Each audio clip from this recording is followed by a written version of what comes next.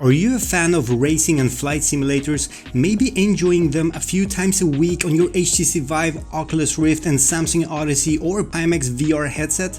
Do you love taking lunch breaks for a 15-minute flight in a Cessna over the San Francisco Bay Area just to admire the view? And do you feel satisfied with the image quality and emotion with your current setup whenever it's in VR or on a flat monitor? If so, then thanks for stopping by guys, but I'm sorry this video is not for you. On the other hand, would you call yourself a real flight simulator or racing simulator fanatic and enthusiast, spending hours and hours reading ILS charts, endlessly planning your flights even before jumping into an airplane? Do you host real-time 24-hour races or spend days and nights flying commercial airliners between Singapore and New Jersey? Do you expect the highest level of image quality and immersion in your simulators? And maybe you are the guy who just happened to spend your kids' college savings on a new Airbus cockpit right in your garage, but you're still not satisfied, right? Well, good, then this video is definitely for you, and I think you might find it interesting. Today we're taking a quick look at a virtual reality headset which is made for the top level of high-end VR enthusiasts, or well, let's call them geeks, with big enough pockets of course, who aims for the best possible image quality and the most immersive VR experience without any compromises. Of course, this won't come with a cheap price tag, but hey, money is no issue here, right? Before we start off, a big thanks to all my lovely Patreon supporters and a special thanks to my official sponsors on Patreon, Commander Darklight, Art Armin and VR Ambassador.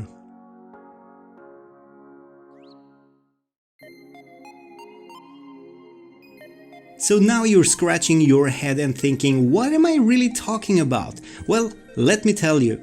Last weekend, I made a trip together with Sebastian from the YouTube channel MRTV and with Thomas from the Voodoo DE to the VRgineers headquarters in Prague, Czech Republic. VRgineers are the creators and developers of the high-end VR headset called XTAL, which I actually already checked out last year during the VR Days exhibition and also during my first visit at their office in late December last year. The XTAL headset has until now been well known as the most advanced VR headset aimed for professional use, already in the hands of a wide amount of big companies, developers, universities for research, study. As an example, 2 Formula 1 teams are currently using the XTAL for their purposes.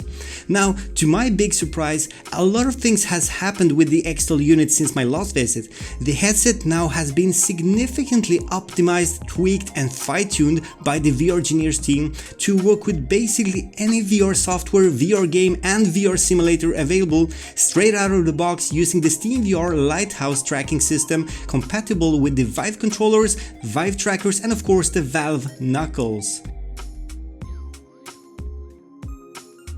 During my entire weekend stay at the home of XTAL, I had the opportunity to get familiar with this unit, testing mainly VR simulators and racing simulators, but also a few casual VR games. I gave my personal feedback and suggestions for improvements straight to the VRgineers team, and luckily I also got permission to record some clips and share my entire honest experience here with you guys. Now I won't go too deep into the hardware specifications on paper, as you might already know about that part, but briefly, the XTAL VR headset offers a wide field of view, approximately 170 degrees of horizontal field of view in VR, similar to Pimax. The unit is powered with 2 full-size high-resolution 1440p OLED panels running at 70Hz with minimal or close to non-existent screen door effect. But hey, that's not possible. Well, it is, believe it or not. Anyways, the unit has also eye tracking with automatic IPD adjustment, built-in leap motion hand tracking, and it uses custom in-house developed aspherical wide field of view lenses, which are superior to the Fresnel lenses we see in many other VR headsets. It supports several different VR tracking solutions with the use of separate clip-on modules, and one of them is for the SteamVR 2.0 tracking using the existing HTC and Valve lighthouses. Well, I'm sorry, I know I sound like a complete VR tech geek here again, but I promise it will get worse.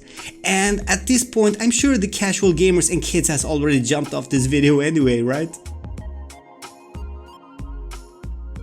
So I bet now you're thinking, what makes this headset so special compared to the others? I mean, if we just overlook the lenses and also the eye tracking and hand tracking units, you can tell that the XTAL specifications on paper seems very similar to what Pimax currently offers, right? The XTAL has basically the same full-size 1440p resolution per panel, more or less the same field of view, but at a totally different price tag. And yeah, did I forgot to tell you, this is definitely not a cheap VR headset. It's roughly 7 times more expensive than the Pimax 5K Plus, and indeed, it might sound a bit confusing to most of you, but the price for one XTAL headset, even without the controllers and base stations, is today €4,900 plus some taxes. But hold on here, I will tell you some facts and my honest impressions that will give you a clue why this guy with that new fancy $35,000 Boeing 737 cockpit in his garage might regret his choice today. There are mainly 2 important factors that puts the XTAL headset way ahead of its competitors. First, it's the way the headset utilizes the OLED panel resolution, mainly thanks to the advanced aspherical lenses, and also secondly, how the rendering pipeline in the software renders the input signal to the panels. Already at the first glance, trying the XTAL for the first time in any kind of environment, these 2 factors will actually make you believe this could be a 4K panel per eye headset, even if it's not. Personally, I have never seen such clarity, sharpness, definition of details and perceived high resolution in a VR headset before. The screen door effect or the panel pixel pattern is basically non-existent for the vast majority of people, despite the fact it's actually using OLED panels with some kind of pentile pixel matrix. You may not yet call it out of the window experience, but I promise you it's not far off. Even the most tiny text in the real or virtual environment test chart is readable at least 2 meters of distance. Using my other VR headsets in the past, these tiny lines of text look like a row of blended pixels before. The wide field of view of approximately 170 degrees horizontally is nothing new to me personally, as I am a daily Pimax 5K Plus and 8K user, so that might not come as a big hype factor here. The vertical field of view is actually even slightly less wide here compared to the Pimax units, but put that wide field of view together with the extreme clarity of the panel image and add that super clear lenses with basically no distortion, no God rays and no blur, then yeah, we have a winner here, hands down.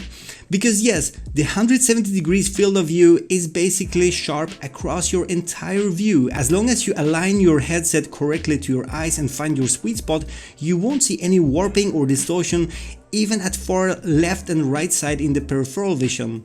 I guess this is all thanks to the custom aspherical lenses, which are by the way concave shaped next to your eyes and very convex and thick on the inside.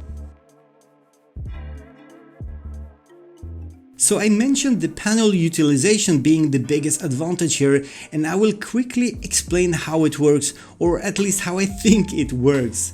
Let's imagine 2 display panels for the right eye only. One is the Pimax 5K Plus and one is the XTAL. Both panels have a full-size 2560x4040p resolution of course, and now add a rendered image to both. On the Pimax, the image is rendered with black rounded blinders cutting off a portion of the available panel area, while on XTAL the full image is rendered straight to the panels without that border. This is easily spotted by either removing the lenses from the headset or importing the rendered image into OBS with the OpenVR input plugin.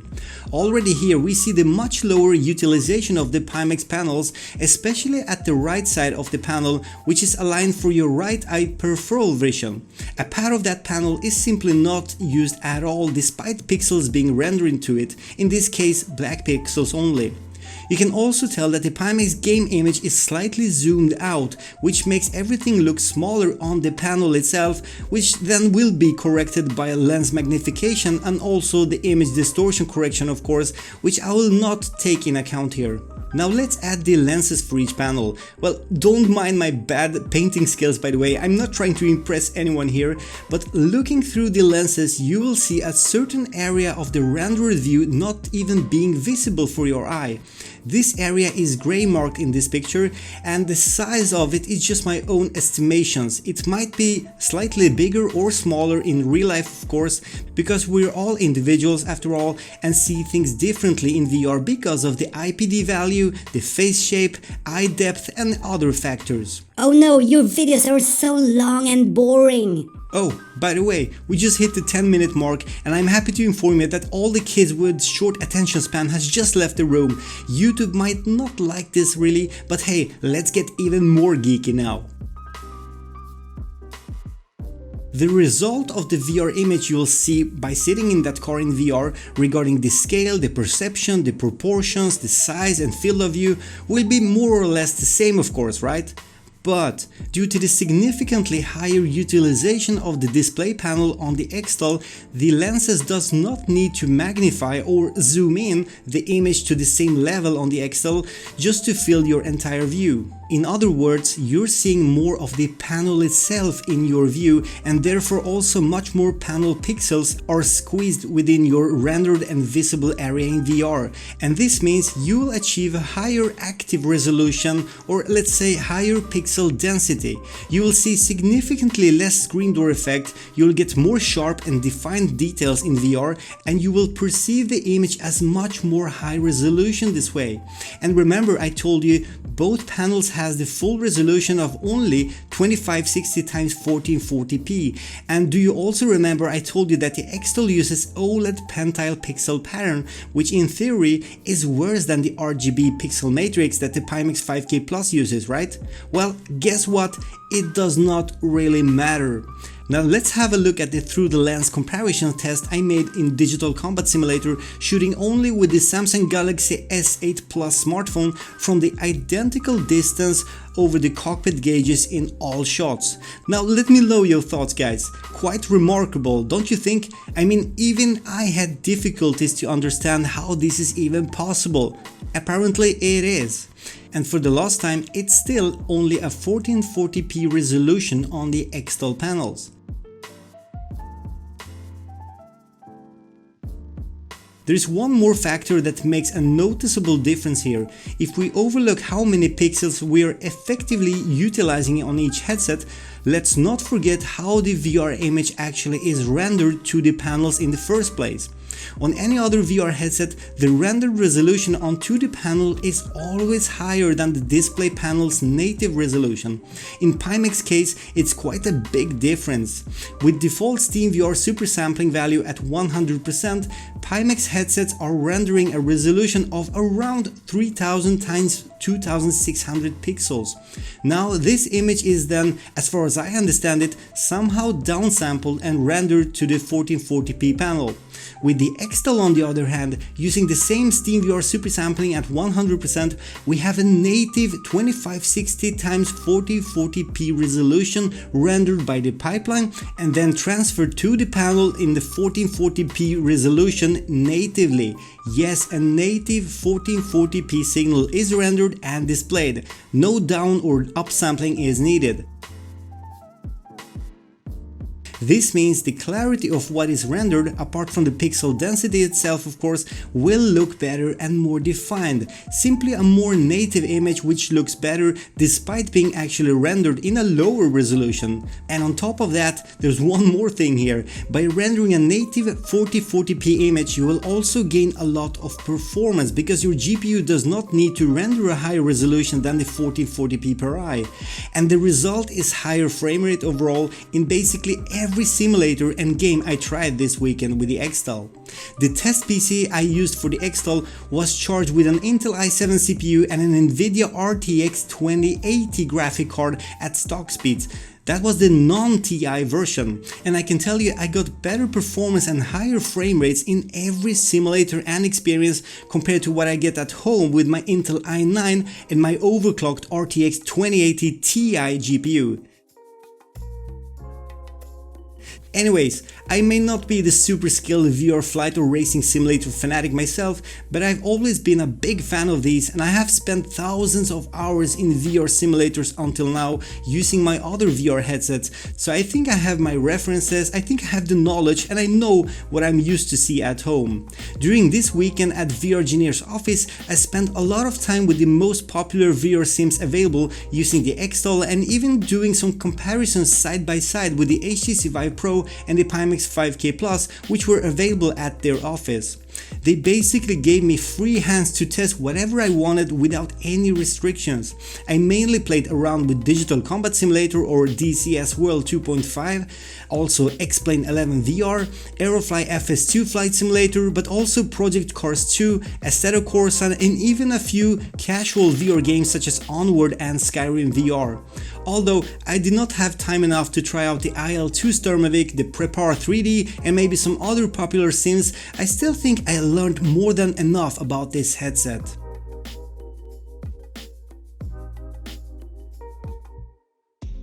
And what do I really think of this headset now, you may think? Well, I'm simply blown away. This is by far the best visual VR simulator experience I have had so far.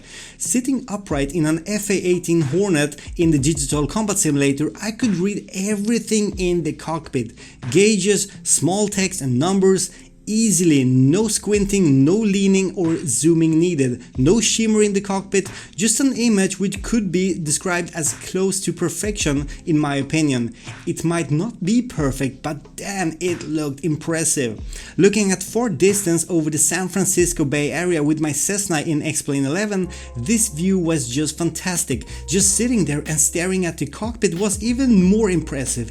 It's just sharp, or super sharp. You know, the level of image quality and clarity you always wanted to have in VR in the first place.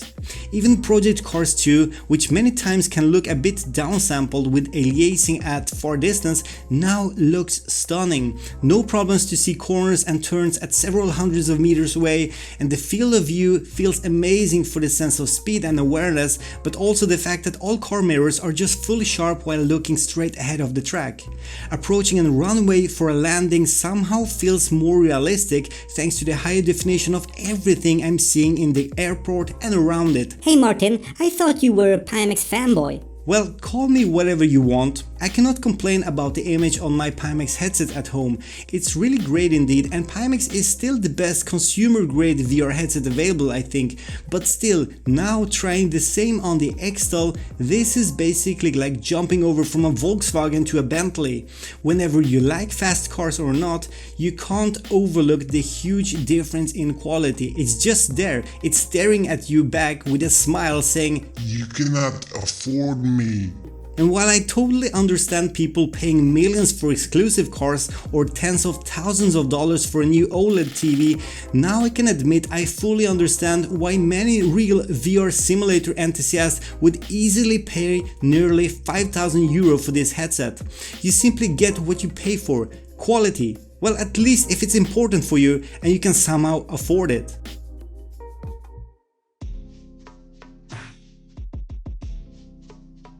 At the same time, most people will never understand why anyone would ever buy a Bentley in the first place, right?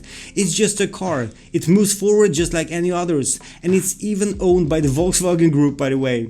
Well, I guess it's the same for the XTAL VR headset here. You need to try it in real life to really understand the difference. Having all that said, I must add that the headset currently is, and will remain I guess, the exclusive Bentley most of us cannot even afford or justify.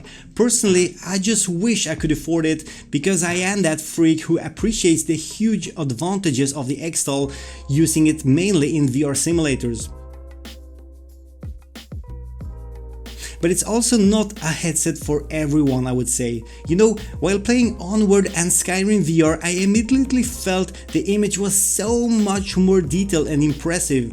I could see enemies at ridiculous distances, and this could indeed give me an advantage in competitive matches. But is it really needed in those games after all? And I must admit that the weight and size of the XTAL might be exhausting for a very long and active standing up room scale experience session. There's definitely nothing wrong with the comfort of the XTAL, and the head strap fits quite easy and well on my head, but in my opinion this headset reaches its highest potential in sitting down experiences such as racing and flight simulators. And I also think the simulators are the only experiences which could benefit the most thanks to the big increase in overall image quality. So if you are a real flight simulator or racing simulator geek, if you dream about the best possible quality and VR simulator experience available today, and if you have 5k euro just laying around in your back pocket, you should really consider the XTAL. I'm pretty sure you won't get disappointed.